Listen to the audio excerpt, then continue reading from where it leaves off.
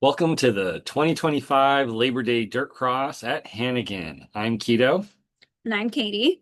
And this virtual drivers meeting consists of two parts. Just like always, we're going to talk at you for hopefully not too long. And then linked in the description is a link to another video that talks about how to read cones. So if you are new to rallycross, be sure to give that one a watch as well.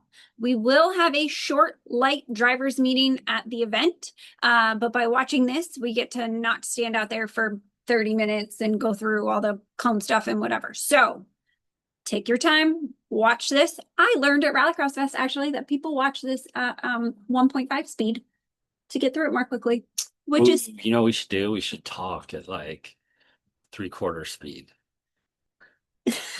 anyway. Feel free to watch us at a faster speed, but please watch this all the way through. Be sure to read your competitor email. We try and give you as much information as possible in advance so that you can be as prepared as possible for the weekend. So just keep in mind that it's your responsibility to know where you need to be, know what's expected of you, all of that stuff. So with that, the Labor Day Dirt Cross is a 2-day event. The event is over the course of 2 days, but it is one race. So there will be like one award ceremony and one set of points awarded for this event. So just keep that in mind. 3 sessions in total over the 2 days, Yeah. all accumulating to one final time. Yep, that's right. So we will have a day race on day one. We'll have a dinner break and then a night race on day one. We should end around 11 p.m. And then we will have a day race on day two and then an award ceremony. And then you'll be on your way. So that's what you should expect. Okay, when you get to the venue, you will sign a waiver. We will give you a wristband, wear that wristband for the whole weekend. You'll pay $10, $10 for everyone attending, cash only, please. And so if you wear your wristband, then you don't have to sign the waiver and pay again when you come back the next day. You can come and go. When you are parking, we're going to do our best to have people directing everyone when the day gets going, but please park neatly and closely to each other.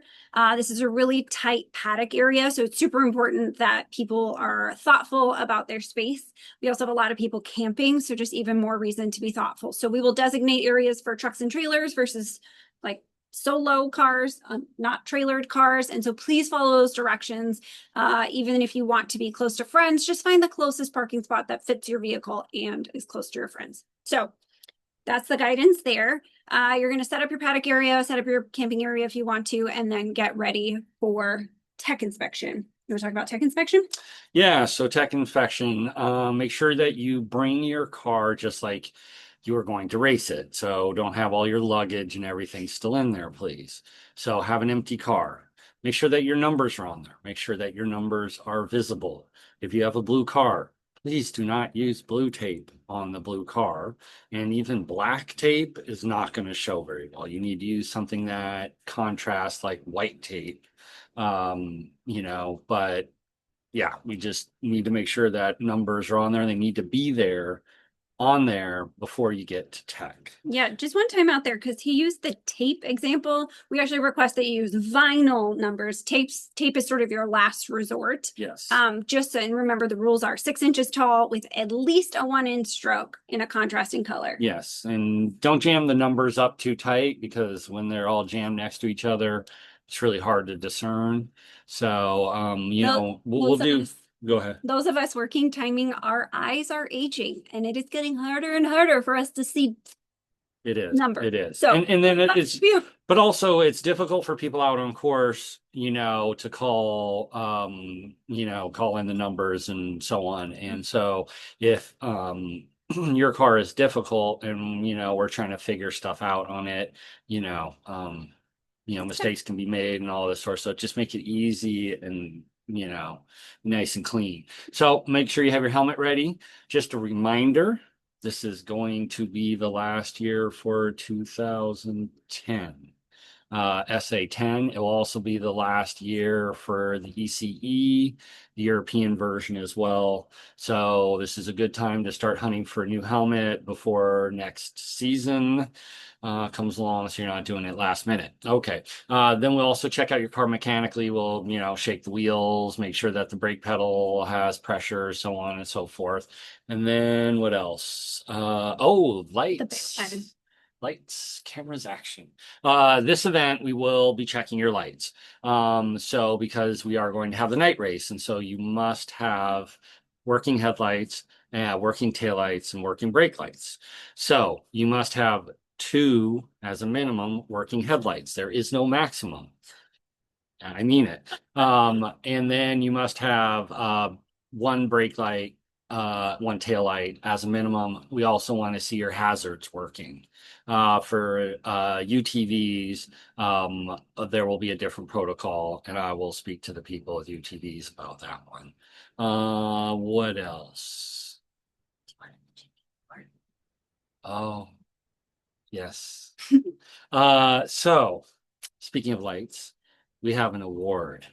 Should I go get it? No. Okay. We have an award for the best light Most show. fabulous, Most I think, is fabulous the award. lights.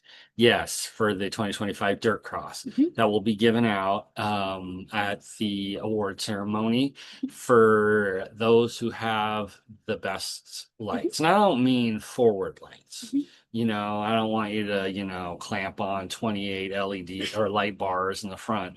No, what we're talking about is the showy light, the sparkly lights, the flashy lights, the colorful lights, the underglow lights, the overglow lights, all the lights. Yeah. This I is feel your like Dr. opportunity. Seuss. You do sound like Dr. Seuss. This is your opportunity to express yourself. Holy. Anyway, we'll have an award for lights. Yes. Bring as much pizzazz as strikes your fancy. This is just for funsies, but you guys really do it up for the night race, and we love that. So let's see what you come up with. Yeah. Okay. All right. Once you get through tech inspection, we're gonna check you in.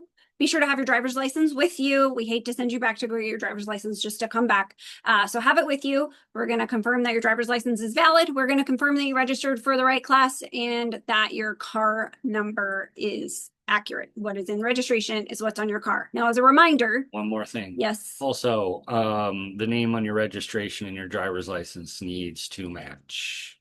Your registration yeah. and your driver's license. license. Your event registration, not your car registration, because we don't. That is correct. Yeah. Registration for the event. Yes. And your driver's license. Of course, we understand that, Tom and Thomas are the same. Mhm. However, the names have to be the same. Yes. But you took my train of thought. So we check your ID, we check your number. Oh, I was going to say, I've sent out many reminders, so you have no excuse. There are no changes to your numbers and classes. So just be sure you've checked your registration and you have the right number on your car. Okay. Once you're checked in, then go park your car back in paddock and leave yourself enough time to walk the course. The course on day one, and correct me if this is different this year, the course on day one will be the same from day racing to night racing. So you just have one course to walk. The experience is very different once the lights are out. So trust me, it is in your best interest to get as much familiarity with the course, walking it as you can, and then you'll drive it a handful of times throughout the day, of course. And then at nighttime, it'll be the same course. Yeah, we do that for safety so that you're familiar with the course before it gets dark. We do have people standing off course, flagging and doing all that other stuff. So that's why we do it. Yep. Sunday, there will be time to walk the course Sunday morning because that is that is a different course. So you'll have time Sunday to walk the course then. Once that's done, we will huddle you up. We will do a quick driver's meeting, like we said, and then it'll be time to either get in your car and grid or go to your work assignment. So when you come to that driver meeting, have your car and grid already if you're racing first, and be ready for your work assignment if you are working first. You want to just go over general safety stuff? Yeah, no drugs, no alcohol, no guns during the event. Let me just let's go a little deeper. There are no drugs or alcohol during the event at all. So please keep that in mind during the dinner break. If it's your work assignment time, we just want to be explicit. This is a fun weekend camping thing, but you still cannot be ingesting substances when you're at a motorsports event. Okay, continue. As we all know, the course is going to be laid out with cones. you don't know, then you get to watch the cone video. Mhm. Penalties will be called in based on what you do out there, hitting cones. 2 seconds for hitting it, 10 seconds for going the wrong side of the gate, Yeah, that's right. and so on. We have What local else? Wi-Fi Yes. at the race, so when you are in grid and you're timing, you'll be able to access it via your phone. We have a little sign for how to do that. Yes, and if this is your first time, it's a little different than autocross. We do all your times are cumulative plus penalties is your final time, and the lowest time wins. Mhm. There's no dropped runs. No There's drop not runs. golden lap. Yeah, no Hot lap, golden lap. golden lap. Yeah. Yeah. So Okay, so it's your time to race. You've done your parade lap. You're at the line. What do they need to know? you better be ready to race. You need to have your helmet on.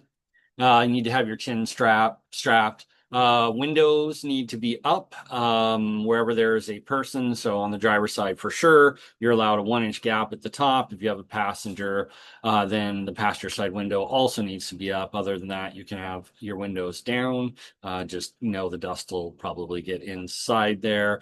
Nobody's holding a phone or a camera. It's up to you to make sure that happens. You are in control in your cockpit, and so no one holds a camera or phone during the race. What'll happen is you'll get red flagged and get a DNF for that run, and then we'll also know that you didn't watch this driver's meeting. Yes. This event, we expect to have a lot of ride-alongs like we did at Rallycross Fest. I've gotten a lot of emails and such. So just keep in mind that, like, if you're open to ride-alongs, we may throw a stranger in your car. It's a good practice to make sure they know how to buckle the buckles. Unbuckle the buckles. Unbuckle the buckles. Make sure they know where they can put their hands, and then just confirm they can't hold anything. Like if you see them holding their phone, let them know they need to put it away. Just a couple of basics. We do put the sign there that, says no cameras, no whatever. Yeah. And so I know sometimes the cars are loud inside. It's hard to communicate, but you can just point to that sign, and say, you're good. Yes, and so, that's a good way to do it too. Cool. Let's say you are out on course and you see a red flag. You come to a complete stop as quickly as you can, and wait for the course worker to come to you and give you directions. And they will give you directions like, here, cut through here, go back to start, or drive the rest of the course at parade speed, or just hang out here. There's a problem ahead of you, whatever, and follow their direction. Yep. Sometimes you might sit there for a hot minute while we get everything else situated. Just be patient. Yeah. We'll let them know. Yeah, we haven't ignored you. There just is something a little more important that we're dealing with at the time. If there's a car that's off or, something like that, and, that has our attention. But we will get to you. Trust us. We're not going to forget about you.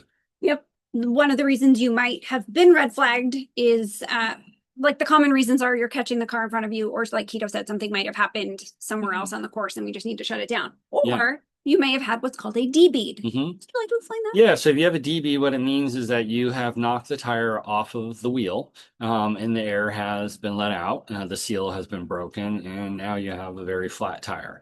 And so what happens is the car's listing to that side. If you were to take a hard corner on that, the wheel could dig in and promote a rollover. Also, we don't want you running over our finish cable. It will, likely cut it. So what we'll do is we'll red flag you and we'll find a way for you to get back safely without driving over the finish. And you will have 10 minutes to change that out for a rerun. If you get a second DB, well, that's your issue. And so we will also red flag you, but this time you will get a DNF. So if you get one, I might suggest you up your tire pressure and or change your driving style. This is going to be the test to know if people watch this video. Keto, how many 10-minute timeouts do you get for this event? Because it's over the course of 2 days.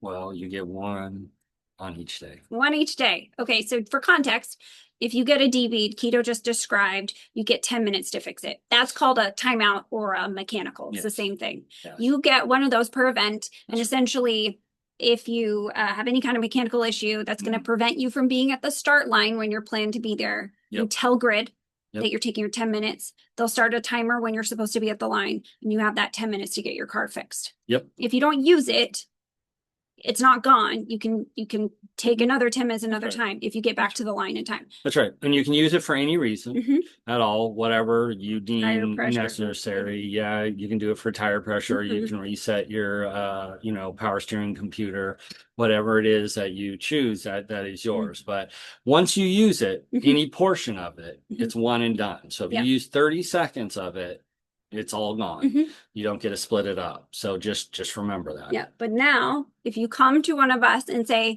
do you get one mechanical or two for this weekend? We will know you didn't watch this video. So you get two, one on Saturday, one on Sunday. That's right. Okay. Yeah. Good talk, everybody. Yeah. What do they do if they see a cone down on course? You have two options. You can drive as if it doesn't exist because it won't be counted against you, or you can stop and you can point to it, get the attention of a course worker and point to it.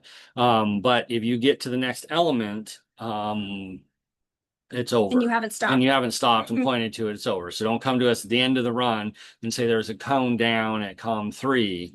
If you didn't stop, then that's it. And to be frank with you, if a cone is down, usually means that there's a shorter path. You get an opportunity at a quicker run. So yep. And we'll talk about this during the work assignment section, but course workers, if they don't see you hit it, they're not going to radio it in. So it is perfectly fine to take that straighter line. Yep. And especially if this happens at night, keep in mind that it's a little bit tougher for course workers to get out and back to their position farther away in the runs. So and it's harder to find the cone. Everything's more difficult, so it takes more time. Yeah. So there is a higher probability of there being a cone down in the night race. Yeah. And we would prefer that course workers, if it's a 50-50, just don't. Yeah. It's just not worth it. Of course. So yes. Yep. But don't be shy if you take a straight shot through it when you finish to come and tell us that timing, like, hey, at Com 2 there was a cone down. I didn't point to it, but they should probably know that it's out of place. Yeah, I mean there are times occasionally they can't find, as it's dark and they can't find a cone for some reason. It's over the side of a berm or something. And then that'll help, get the course corrected. Yep. Yes. Let's talk about everybody's favorite topic. Jumps. Oh, jumps. Is the fast way to go full send over if there happen to be any jumps on this course. What's the best way to approach it? It's definitely the fast way to bend your radiator support. It's not the fastest for time. Your fastest for time will be to check up right before the apex of the jump. You will get the least amount of air. You'll have your wheels on the ground the most amount of time, which allows you to accelerate. You don't accelerate in the air, you just fall out of the sky. So yes, they're cool, and that is a decision that you make, and it's a choice that you make, how much you want to go over the lips of the jumps and what you want to do. But fast way is definitely a very small amount of lift over the top and tires on the ground moving forward. And I have seen him build a lot of tracks over the years. The course is designed, the jumps are designed to be taken at a speed that's appropriate for them. And if you do that, you're not going to sustain a ton of damage. So that is a nod to the fact that you make a decision about how fast you take those jumps, and how fast you take those jumps may or may not impact your car's ability to finish the entire event. So just be as cautious as you want to be. The fast way is also the most reliable way for your car. It does the least amount of damage to your vehicle because there's no hard landings that happen. So, this is a 3-session race, which means it's a bit of an enduro. And, to finish first you must finish. If you don't finish, I don't care how fast you were up until then, you don't get first. Yeah. So, and there's a lot of laps on your car either way, jumps or not. So you don't want to be thoughtful about sustaining the entire event. Yes, exactly. Okay. With that, let's move to the other part of your race days, which is your work assignment. So a work assignment is required for everyone. It's part of your competition. So you will work one session. Wait, I kind of got that backwards. You race one session and work one session. Or you work one session, race one I didn't get it backwards. You're right. And to be clear, On day one, you will race in the same order, group one, then group two for both sessions. But then on Sunday, we'll invert it and group two will go first and group one will go second. So just keep that in mind. That's also in your email. So you should check that out. One thing with working, we didn't get on our list. I want to remind people is at this venue, we do our own watering with hoses. It is on your list. It is? Just jumping the gun. But Okay. that's okay. Let's do it. No, let's wait. We'll get back. I hosered it. Okay, work assignments are required. The other part of your work assignment that is required is checking in. You must tell us that you are there. We will check you off, and then you may go out to your work assignment. It's really important that everyone comes and checks in before they go out, so that we know you're there and we know we have coverage. We use that check-in sheet to figure out where we need coverage and everything else. So even if your car breaks on Saturday, we still ask that you stick around for your work assignment on Sunday. As part of running a safe track and having a safe course is having enough coverage. If you have like a family emergency or something, come talk to us and we'll figure out a coverage plan. But again, that requires you communicating with us and letting us know. When you are, one other piece about that, sometimes we change your work assignment. And so if you don't check in, you don't know that it changed. You must wear an orange vest out on course at all times. It is important so that On the outside.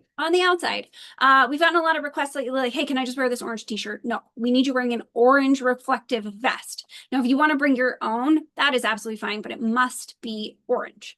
And reflective. Can't be pink, can't be green. When you're out on course, you need to be on your feet at all times, unless we're taking a tractor break, and we will tell you it's okay to take a load off, sit in the shade, whatever it might be. You need to not have your phone out. No pictures, no videos, no texting, whatever. The purpose is to have you have your eyes on the cars as they go by for two reasons. One, safety, obviously. And two, if you're not watching the car go by, there is no way you can see it hit a cone. And so if you look up from doing anything, chatting with a friend, tying your shoe, and you see a cone down, but you didn't see the car hit it, even if you are 1,000% sure that it was up before they came by, you did not see them hit it. Therefore, you can't call it in. You still need to put it back in its regular spot, but that is not a penalty on that person. So having your eyes up and on the cars at all time is really critical to make sure we have like a tight event. You need to know your cones, which cones you're responsible for, and what you need to do that in partnership with your captain. Each corner has a captain. They're the one with the radio and the red flag. They'll let you know which cones you're responsible for. They'll work with the next corner over to know where that corner ends and another corner starts. So there's just a little coordination that happens. Be sure you take a second to figure out where your cones are, what they line up with, so that when you put them back, you're putting them back in the exact same spot. To use the example of a slalom is like a straight line of cones. And if you start putting them back not in a perfectly straight line, the course changes shape. And the course design has a whole bunch of safety elements in it. And so if you inadvertently are changing the shape of the course, it is also inadvertently putting people at risk. So please just make sure you can use a tree off course as your visual identifier. You can use a stick off course. You can pace out the steps, whatever you need to do to make sure cones go back where they started. Yeah. And we always reserve the right, if one of us are out on course and we see something that isn't correct, we will correct it, regardless of where we are in the order. So always expect the course you drove. You initially drove in your parade lap. Yes, course can move a little bit, but we also will occasionally go through and reset course if we see that it is not correct. Yep. All right. So captains, you just remember for your radio calls, you always want to wait for clear airways. Don't talk over someone, because if you push the button while someone else is talking, we hear nothing. Hold the button for a second, then start talking. The first part is always cut off, so just give it a blip before you start talking. I know it's kind of awkward, but just do it. And you always want to say, COM 1, car 123, 1 cone, get off the radio and wait for a confirmation from timing. If you don't hear a confirmation, give it a second and then just recall it in and make sure we heard it. If you're hearing someone else call in a call, wait for timing to confirm their call before jumping in, because again, we just need to make sure everyone hears their call confirmed. Oh, I thought you were going to say something. Sorry. No. Captains for hoser time. Captain have a red flag on them. If you hear over the radio, full course red flag, full course red flag. That is exactly as it sounds. Get your butt out into the course and wave your red flag without putting yourself at risk, please and thank you. But be sure your flag is high, clear, and that drivers can see it. Then you're going to hold your driver and wait for directions. Do not radio us asking. Again, we want to keep the airways clear during a red flag. If you hear comms 1 and 2 red flag, comms 1 and 2 red flag, that is only for comms 1 and 2. Something could have happened earlier in the course. We want to let the other people finish. We don't want to interrupt their run if we don't need to. So just be sure you're listening to the radio at all times. That's super important. If you are calling in a red flag, you have a car that stopped on course, and you want to call in, you say car stopped on course, red flag, car stopped on course, and give us the comm, comm 2, comm 1. If you're calling red flag and we shut it down, we are going to ask you, we're going to need to know information pretty quickly. If the car is stuck on course, am I going to need to send out a truck to get it pulled out of there?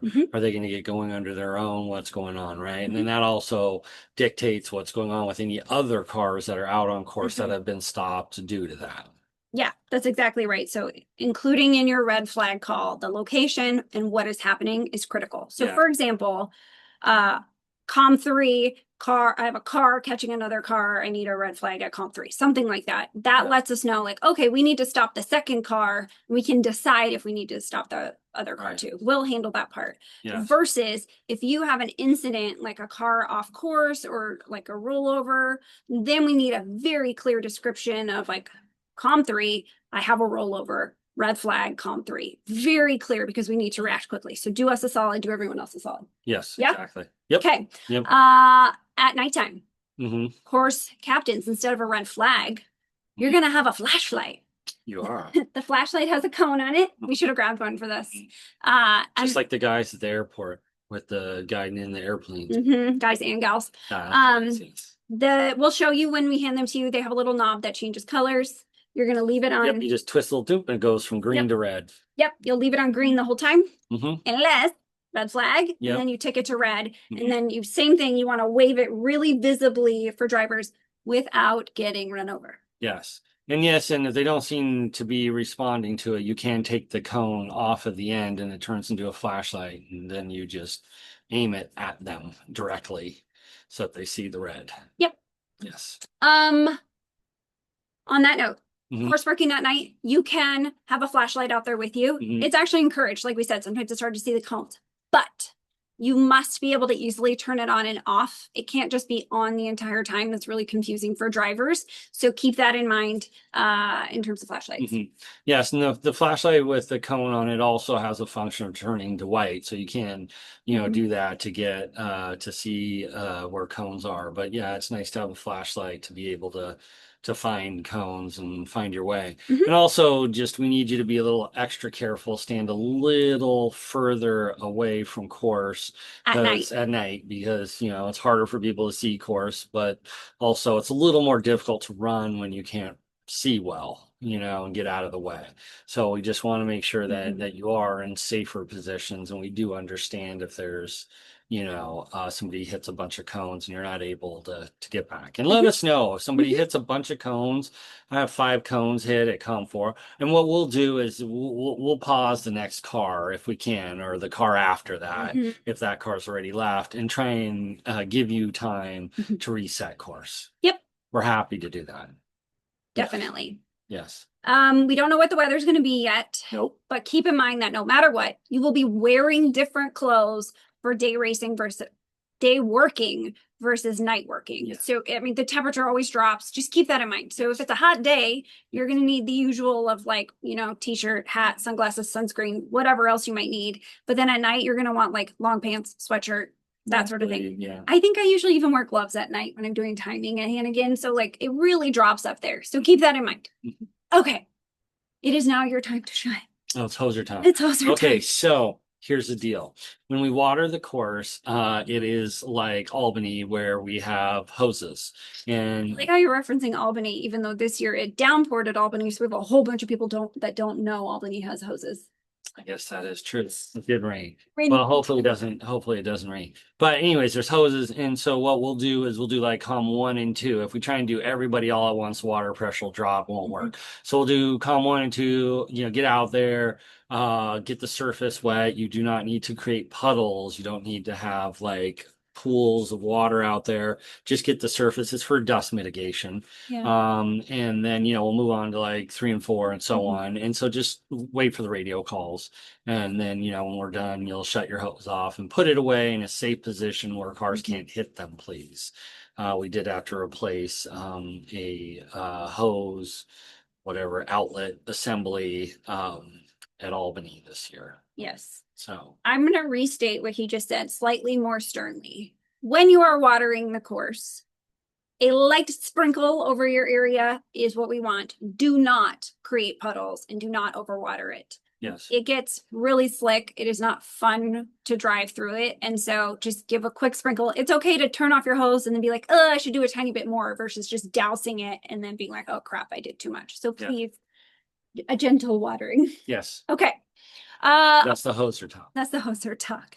All right. With that, like we said, camping is allowed and encouraged for the event. Please be sure to keep your camping area tight and tidy and be good neighbors. You may camp on Friday night before the event, and you may camp Saturday night after the event.